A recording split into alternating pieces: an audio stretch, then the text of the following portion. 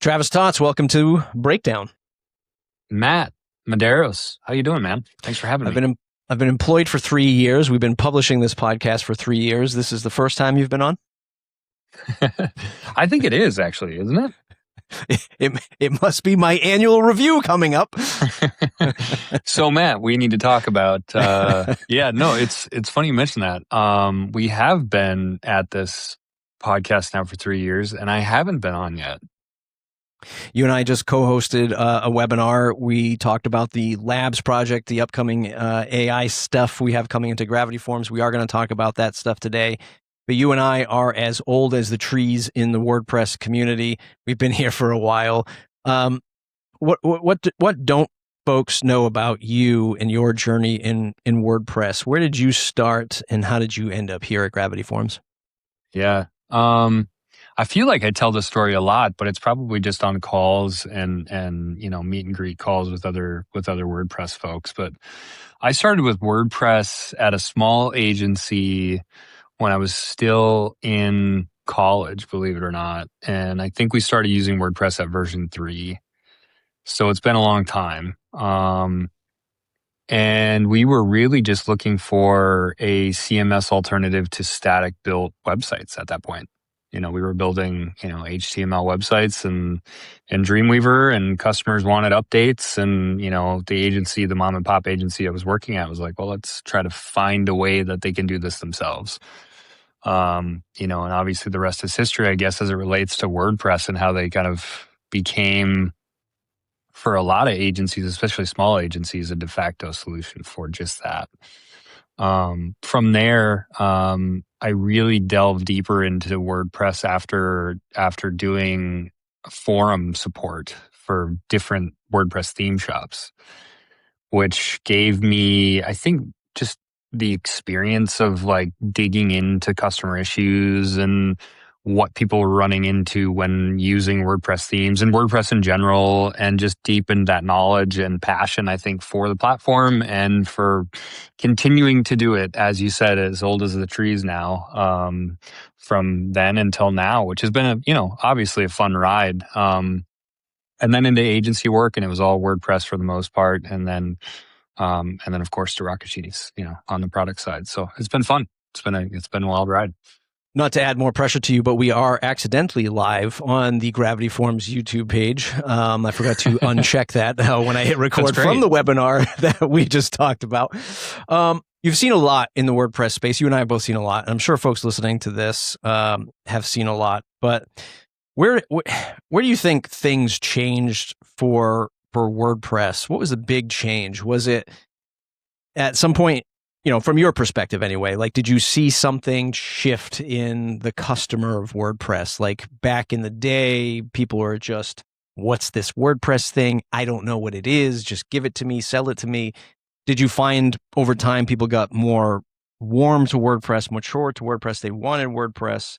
Did themes and plugins change the landscape? Like where was the shift in your career where you said, you know what, WordPress isn't like what it used to be, which was, I got to unpack this thing and figure it out. Like, when did that shift for you? Yeah. I mean, honestly, it's funny because you think about even, what year would that have been? 2003, maybe roughly 2002, somewhere around that timeline when WordPress really kind of became a blogging platform. And obviously, like, mom blogs, so to say, as they were once called, really kind of led people down the path of choosing it as a great way to put out content, right? A great way to blog about whatever they were doing in their lives. And at that point, there may have been plugins entering the ecosystem and being in the repo at an earlier stage. But I do think that a big part of where it graduated to the next level and evolved was when you started to see, real plugin companies, I mean, Rocket Genius and Gravity Forms included, start entering in that space, right? Where plugins became a thing that really helped people run a business on WordPress, not just be a blogging platform. as it once was. I think that at that point you started to see, oh, okay, I can use this to build a website for, a garage door company. I can build this website and run an e-commerce site off of WordPress. And I think that really opened the doors for a lot of people when they were looking for a solution, that wasn't a closed platform, that was open source, that was, much easier and more affordable to build on. And I think that continued from that trajectory, to be honest. I mean, as an agency owner, it not only became our de facto solution because of our familiarity with building and designing for WordPress, but also because it had so much flexibility and we could build, exactly what somebody wanted, in a platform that didn't cost them a lot per year to run, right? And that was, where I think it's continued to evolve into, and at this point, maybe even the de facto enterprise solution because of that. But yeah, I mean, now you look at the theme market and you look at how, everything in the theme space has drastically changed. And I think that fracture happened probably with the block editor in around 2018. And now it's a great platform to use, but at first it really was very difficult. I think all of us can agree on that, right? So yeah. It's in a post-COVID world. I talk to folks all the time, and they're like, "So, have you been working at home since COVID and all this stuff? And how are you doing with it?" No, I've been working at home in coffee shops for the last 20 years, more than 25 years. Well, just about 20 years. I started my agency in 2007. I want to just shift gears a little bit, talk about what it's like to work in the environment that we work in. That is technology at Gravity Forms for WordPress remotely, because I remember distinctly going to your office. I forget if it was a WordCamp or a Prestige Conf. And I had just started my agency. I was like, look, this place is awesome. Like, I have a small, where I was from, like I had a small agency. No one had agency, like an office agency. And none of my friends and colleagues and competitors had one.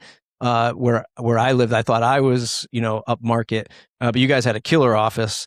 Talk about the difference between like what that was like with people in a room discovering technology to where we find ourselves today, especially at Gravity Forms, as a remote based team. We do have an office in Virginia, but just your experiences of like shifting from we're unpacking this cool technology stuff all in person to now we're all dispersed throughout the world. Yeah. It's been such a wild ride. I mean, to think that you coming from, even the early 2000s, like that was the goal, right? I want to be a designer at a cool agency, and that's the path, right? That's the career trajectory. That's where I want to be. That's what I want to do. To of course now being in a remote environment is, sit in my home office all day and hear my kids trample around upstairs, and that's just a different, which is literally happening to me right now. I can hear which is literally happening right now. Exactly, yeah. And it never ends, especially during the summer.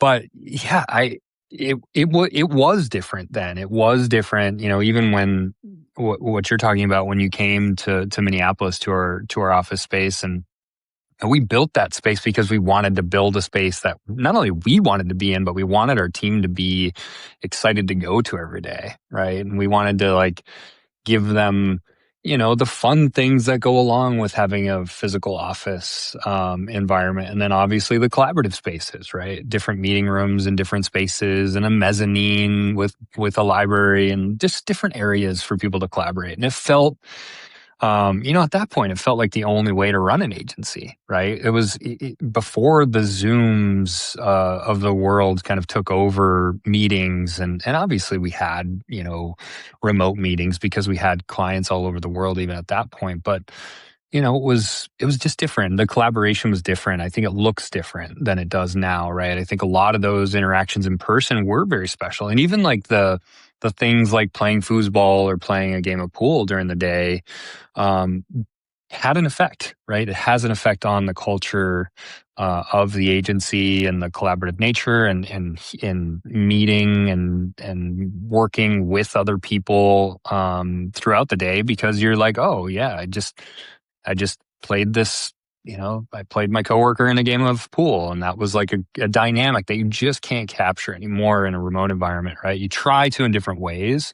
But yeah, now I feel like I've been remote for so long. It's hard to remember what those days were like, and why they were special. But I do think now, we find different ways to break down the barriers, meet with each other on a regular basis, communicate with each other, in different ways and in new ways. And the flexibility makes it the way that we work now, right? It's what everybody wants is, I want to be flexible. I want to be able to go to a doctor appointment or take my kid to a baseball game or whatever it is, and still be able to work and do my stuff. And that just makes it wonderful and lovely and amazing as as a parent, especially, but even without kids, just the flexibility and the ability to do those things. But yeah, different times and different eras of agents, from agency work all the way to now Gravity Forms. I mentioned at the top of the show, we had just recorded a webinar about our new project here at Gravity Forms, excuse me, and it's called labs.gravity.com. And, speaking of like bringing the team together and camaraderie and doing all this stuff, in a remote way, labs is a bit of an exercise of team culture, right? I mean, we're going to talk about AI in a little bit, but of course, AI has put WordPress and our tech industry, many industries, under a microscope about like what's going to happen with AI and how does that affect our jobs, our product, our customers, everything.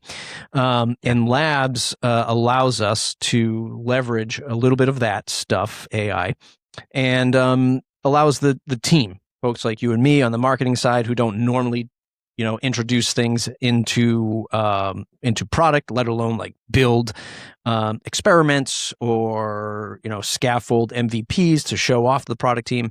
Now we can do that. And it's sort of being birthed through the Labs website, labs.gravity.com. Talk about that. It was one of your ideas that you brought up to the team. Well, I guess not just your idea, but a group of you had the idea and introduced it to the team, I think probably like 6 months ago, 8 months ago, something like that. I can't remember. Time is fleeting, Yeah. But walk us through that, when that started and how we got to where we are today. Yeah, I think you're probably pretty close to accurate. I want to say it was maybe 6 to 9 months ago, right? We had talked about just ways that,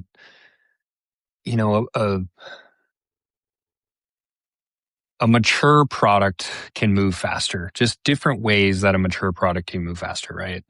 And I think, Gravity Forms just turned 17. And, the honest truth is, I think, and I think a lot of people probably think it in general with software that's been around as long as Gravity Forms, that, 17-year-old, 20-year-old software companies don't usually ship experimental sandboxes. I think it's we see it here and there. Obviously, we got the idea because of looking at some, people like Google and Atlassian and things like that doing some of those things, but it doesn't happen that often.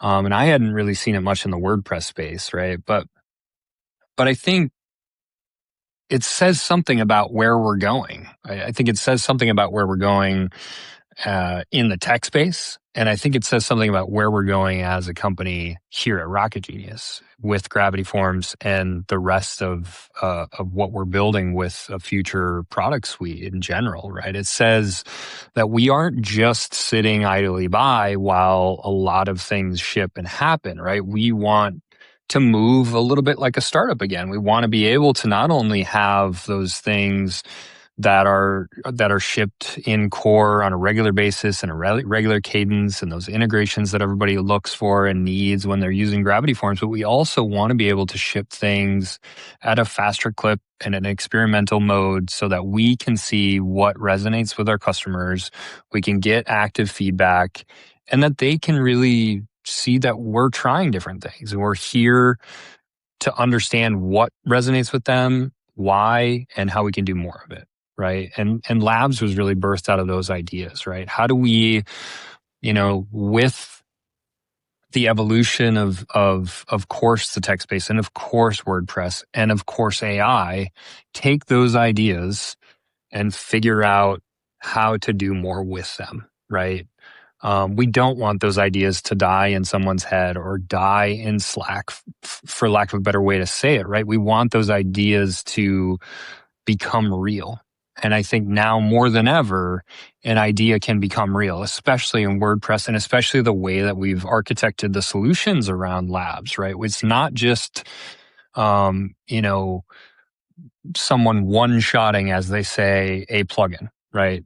Yes, some of it is AI driven or assisted, but we start with frameworks for people, right? We start with code bases, we start with an add-on framework, we start with things that make sense in our world and can be tested and QA'd by the individual that's working on it, and then properly tested and security scanned at the end, right? Before we put anything out into the world. So it's faster access to real ideas and tools that we think our customers need. And I think when the idea was talked about, that was the goal.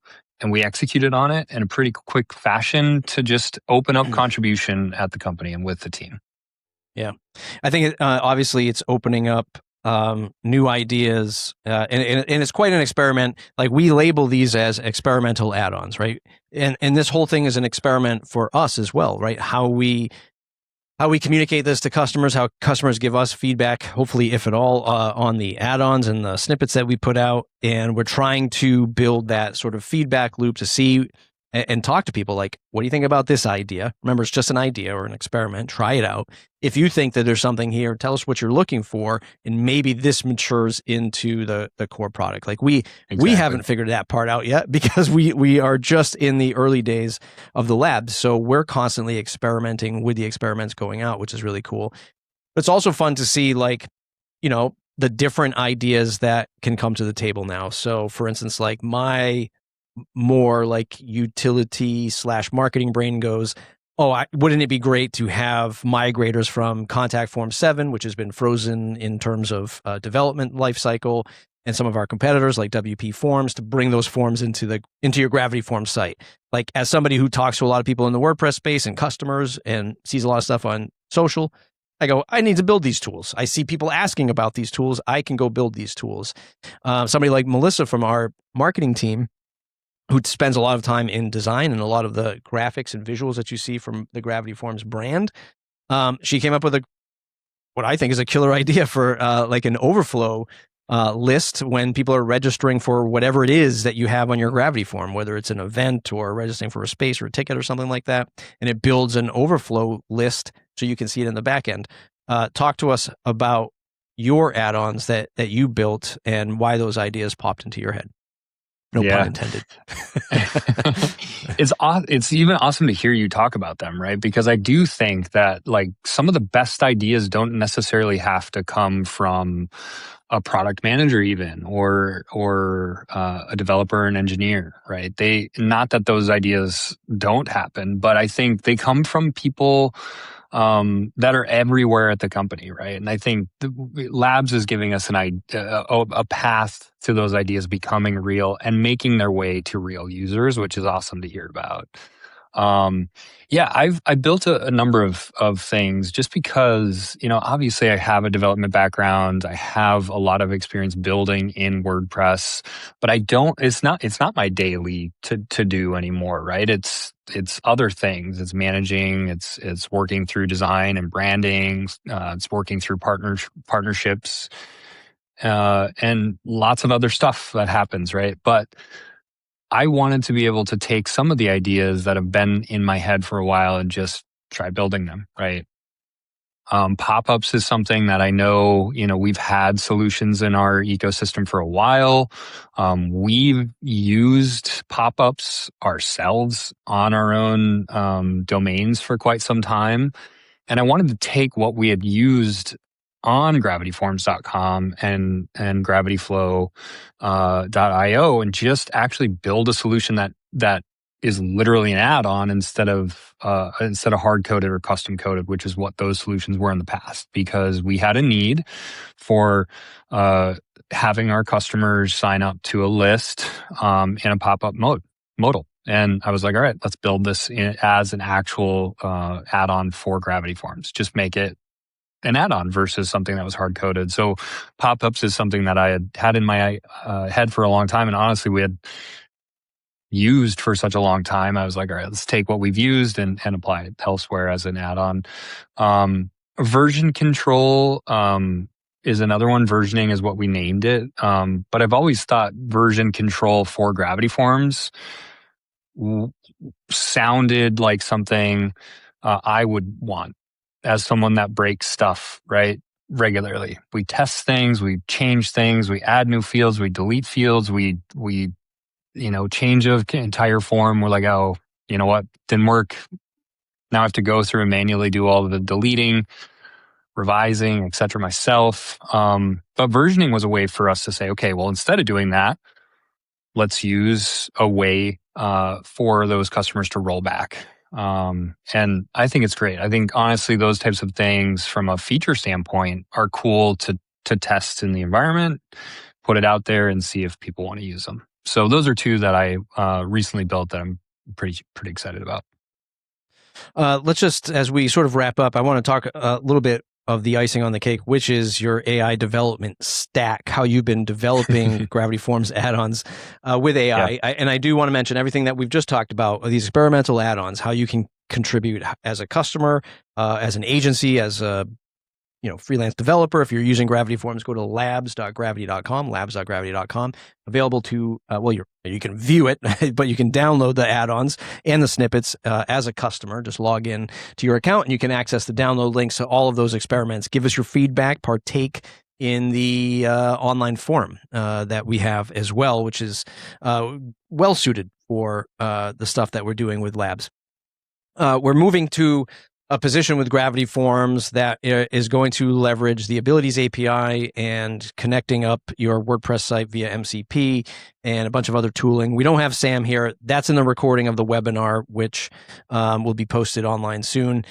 And customers will be able to start to experiment with this stuff later on, hopefully in the month or into the fall, to start experimenting with the MCP stuff. But what's your flavor of AI? Like when you sit down and you're like, I want to build a Gravity Forms add-on or mark up a template page or something like that. If you do that, what are you using on the AI side to assist you in those areas? Yeah, what I've found the best luck with myself, just because I'm used to working in an IDE, has been Cursor. It still has the ability to set up a project, the ability to view the code, the ability to edit the code, just like you would in a standard IDE, and also the ability to interface with something like Claude or ChatGPT, depending on the model that you want to use. I have found that works really well for me. I like the idea of it being familiar. I like the idea of setting up a project and still being able to see the code and still being able to edit things myself when I want to and when I need to. And usually when I'm prompting in Cursor, I have found the best luck with Opus and using Claude under the hood.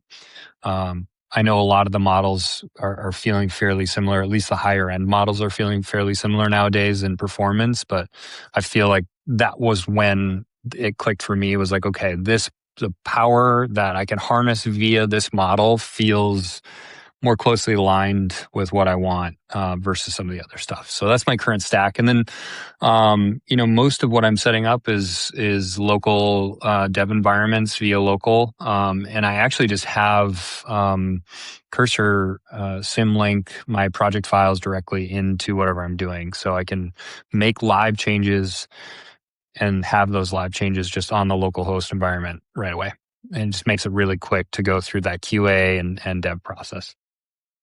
I'm curious, for somebody who focuses much more on like the UI and UX of things, the front end design and stuff, not to take away from your developer back end skills, but as somebody who has more of a design focused mindset, What are you using anything successfully in the AI stack for front end design? Because I mean, I'm certainly not a designer, and I don't like. I'm very hard on myself and like the stuff that I put out, even like the add-ons. Like I'm very particular on how I lay out my options pages. So I'm very like keen to focus on stuff like that. But man, I'm using Claude Design, and I'm like, this doesn't look good still. Like, where are you finding success, if at all, in design? Yeah. A little hit or miss, to be honest.